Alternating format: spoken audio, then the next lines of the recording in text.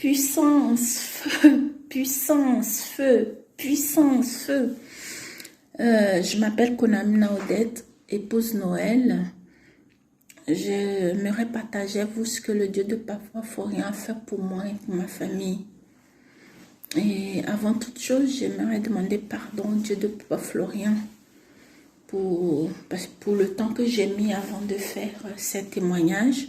Et demander aussi pardon à Papa Florian parce qu'au début, je l'ai pris pour un charlatan. J'ai connu Papa Florian par hasard.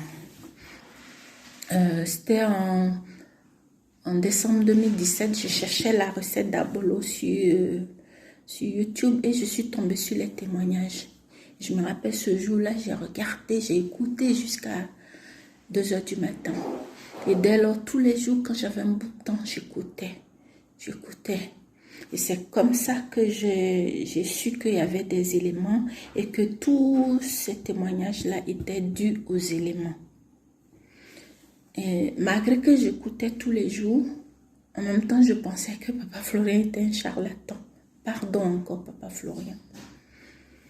Mais en 2019, j'ai décidé d'essayer parce que j'avais 2 problèmes. Un problème au genou et de l'hypertension. Le problème au genou, chaque fois que j'avais un contrat que je devais travailler, c'est comme si on me enfonçait une grande pointe dans le genou droit. Et l'autre, l'hypertension, et que j'ai remarqué que chaque année, à la même période de février à mai, j'avais des crises d'hypertension. C'est-à-dire que je peux être là, tout va bien, tout d'un coup, je me sens mal. J'ai mal à la tête, j'ai le vertige, je ne tiens pas debout. Et quand mon mari prend ma tension, ce soit 18 ou 20. J'ai même consulté pour ça, j'ai un médicament pour ça. Donc, c'est pour ça que j'ai décidé en octobre 2019, de contacter M. Adou pour commencer les éléments.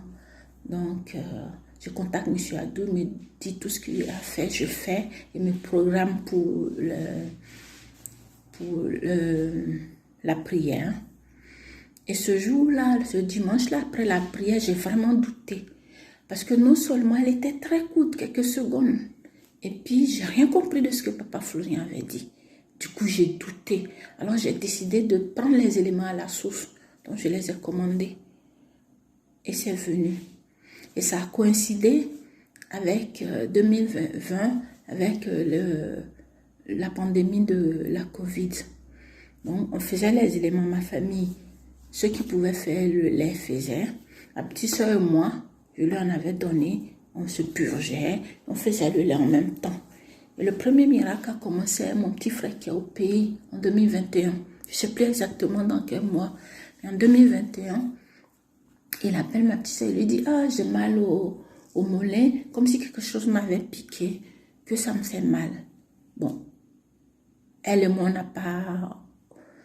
on n'a pas considéré parce que nous, on pensait qu'il voulait nous racketter.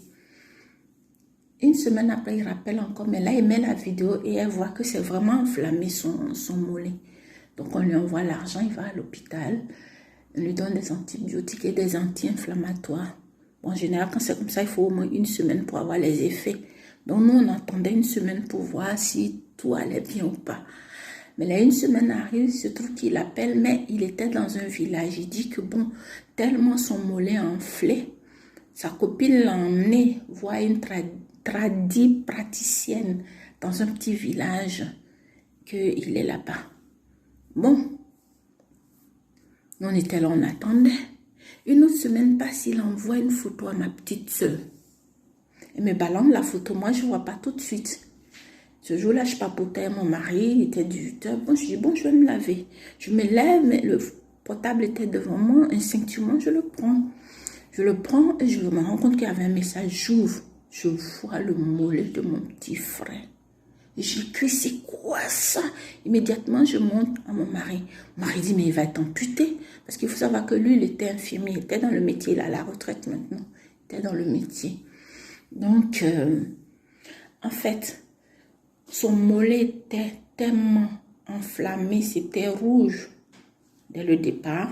Mais là, c'était tellement enflammé, c'était enflé jusqu'à son pied. Et comme la dame, elle le soignait avec l'eau chaude, sachant que c'était une inflammation, c'était vraiment chaud. Donc, en fait, son mollet a éclaté. Et toute la peau s'est enlevée jusqu'au pied. Et ça a laissé apparaître sa chair. Vous voyez? Donc, c'est un peu ça. Donc, je dépose le portable, je vais dans la douche. Dès que je monte dans la douche, je commence à me savonner. Je me suis sentie faible. Je me dis, c'est quoi ça? Je croyais que c'était l'image de son mollet. Je continuais à me laver. À un moment donné, je ne pouvais plus, j'étais obligée de m'accroupir. C'est comme si j'étais vidée de ma force. Et il y a une voix en même temps qui me dit, le sang de Jésus. Alors, je me rince vite fait, je me suis grossièrement, j'interpelle mon mari qui est au salon. Regarde, c'est l'image de tout à l'heure, c'est quel pied? Il me dit le pied droit. Bon, je prends le sang de Jésus, je dis, Seigneur Jésus, je t'en prie, s'il te plaît, guéris mon petit frère. Donc, je badigeonne mon mollet jusqu'au pied. J'appelle ma petite sœur, elle lui dit, tu as encore du sang de Jésus? Elle dit, non, j'en ai plus. Je dis, bon, viens en chercher. Il faut savoir qu'on était en 2021, bon, on était encore dans le confinement, mais moins sévère, mais on était sous couvre-feu à partir de 19h. Et il était 18h45. Je dis, bon, venez, hein. Son mari, tant pis, si vous prenez une amende, on payera. Donc, ils sont venus, je lui ai expliqué ce que j'ai fait. Elle a pris le sang de Jésus, elle est partie et elle a fait pareil. Le lendemain, à 20 midi de la France, des fois elle appelle, dit, aujourd'hui j'ai bien dormi, tu sais ce que j'ai rêvé? Non. Ben, j'étais couchée au monde, je m'endormais, c'était une sorte de sommeil paradoxal. Je vois un grand monsieur bien habillé qui rentre. Il rentre, il saisit mon mollet, il presse mon mollet. Et à un moment donné, c'est comme un gros asticot qui est sorti. En fait, c'est un peu comme, vous savez, qu'on extrait le bandit. Après, là, les insectes qui sont dedans, qu'on aime bien manger, en bas, on appelle ça mon plein. C'est comme ça. En fait, c'est sorti. Là, les blancs appellent la malléole, la jointure entre le mollet et le pied. Voilà, en dessous, c'est sorti de là. Et là, le grand monsieur en question, il a écrasé, puis il est sorti. Et il dit, tellement il avait peur, il s'est évanoui. Le lendemain, il se lève, il peut mieux marcher. Et il dit ça à ma soeur. Et je vous assure que la plaie avait déjà commencé à cicatriser. Donc, c'est pour vous dire que Jésus, il a agi. C'est-à-dire que ça a été du tac au tac. Et il faut reconnaître que mon petit frère n'était pas au courant qu'on avait fait ça. Donc, à peine 10 jours après, son pied était devenu comme si il n'avait rien eu. Après, le deuxième miracle, c'est que moi, à l'origine, j'avais appelé pour mon hypertension et mon mal de genou. Ça avait disparu. Et aussi, pour vous dire que pendant la pandémie en 2020 jusqu'en 2021, en 2020, il y a eu beaucoup de morts. Les gens mouraient comme les poulets en Europe ici. Mais personne, aucun membre de ma famille n'a eu même mal à la tête. Parce que ceux qui pouvaient se pugeaient. Ma petite soeur, moi, se pugeait. Ceux qui pouvaient faire le lait, ils le faisaient. Et personne n'a eu mal. Nulle part. Pourtant, on a eu des amis, des Ivoiriens qui ont été malades. Et même d'autres ont jusqu'à présent des séquelles de cette Covid-là. Le troisième miracle me concerne. Depuis 2018, j'avais un point noir sur justement, mollet gauche qui me démangeait. J'ai vu 3 fois le dermato. Chaque fois, il me disait que c'est des champignons, comme en Europe ici. On a tout le temps les pieds enfermés dans les chaussures, fermés les chaussettes, que c'est les champignons. Ils me donnent chaque fois des pommades, je mets, ça va, ça vient. Et il faut savoir que ça avait commencé en 2018. Donc, en 2019, quand j'ai commandé le sang de Jésus, j'en mettais dessus. Et ça partait, ça revenait, ça partait, ça revenait. Et c'était devenu un point où quand ça revenait, en fait, ça me démangeait à un point que pour me soulager, quand je vais me laver, quand je mets l'eau brûlante sur la partie. Un jour, j'étais là, je regardais mon lait sur le côté là en question. Puis quelque chose me dit, mais chaque fois que tu mets le sang de Jésus, ça va, ça vient. Il y a quelque chose dedans, il faut que ça sorte. Pour ce faire, il faut que ça devienne une plaie. C'est dans ma tête ça que ça se passait. Et en même temps, la même voix dans ma tête me guide. Je prends une révélation divine, le sel qui vient de chez Papa Florian, le sang de Jésus, je fais une sorte de pâte et je mets sur la partie là. Et je mets un sparadrap dessus. Je vais me coucher le lendemain quand j'enlève le sparadrap, je vois que ça avait fait de petits boutons transparents comme ça. Donc je refais la même chose. Le lendemain, quand je me lève, je pose mon pied comme ça par terre. Là, je ne peux pas me lever. J'ai mis au moins 2 à 3 minutes avant de pouvoir me lever. Quand je me suis levée, j'ouvre la plaie. Enfin, j'enlève le sparadrap, c'était devenu une plaie. Quand mon mari a vu ça, il dit, oh, allons aux urgences. Je dis, non, c'est pas une question d'urgence. C'est maintenant que le Dieu de Papa Florian va agir. T'inquiète, ça va aller. Donc, j'ai pris le Saint-Michel. Je m'en servais comme alcool, voilà. Et j'ai pris le Sivodem et de gelule, j'ai mélangé. Donc, j'ai pris le Saint-Michel, j'ai nettoyé et j'ai mis le mélange de Sivodem et de gelule dessus. Et c'était la serviette qui servait de bandage. Et chaque jour, c'était pareil. Je me levais, c'est ce que je faisais. Marie avait peur, je dis, ne t'inquiète pas, ça va aller, tu vas voir. 10 jours après, j'ai vu que ça commençait à cicatriser.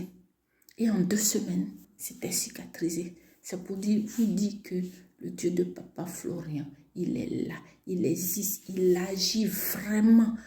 Pour tous ceux qui n'ont pas encore vu sa main dans leur vie, ne vous découragez pas parce qu'il fait toutes choses en son temps. Il ne fait pas comme nous on veut, mais comme lui il veut. Donc, c'est vrai, il y a encore des choses à faire dans ma famille, mes enfants et choses, mais j'ai confiance, je sais qu'il le fera en temps et en heure venue.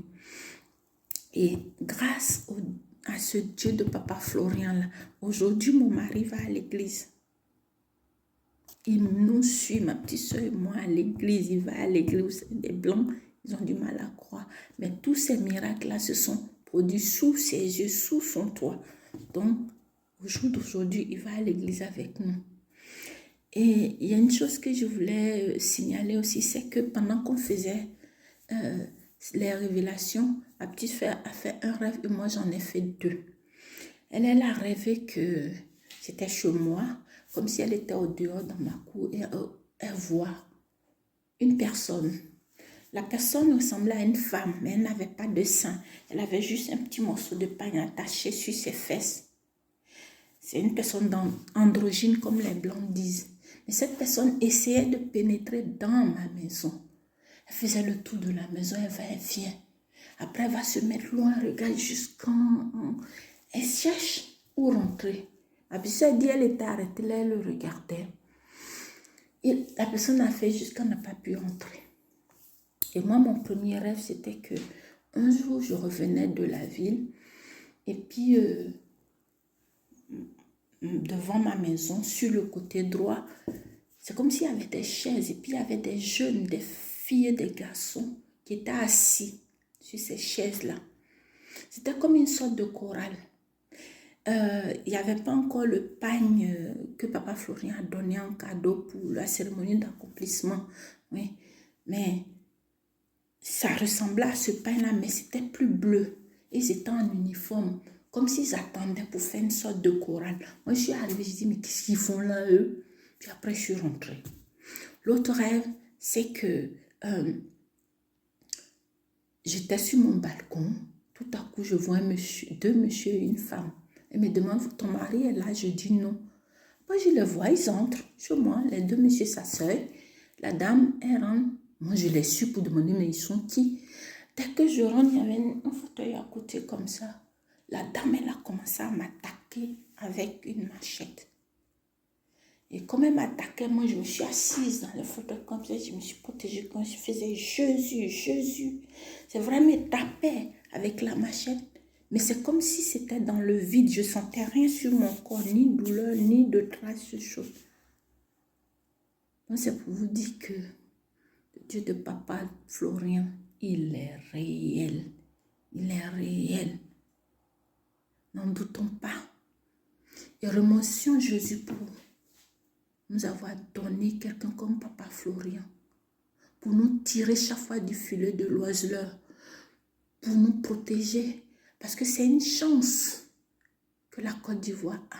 Nous sommes bénis, parce que dans tout le monde entier, c'est la Côte d'Ivoire que Jésus a choisi pour mettre cet homme-là, pour nous.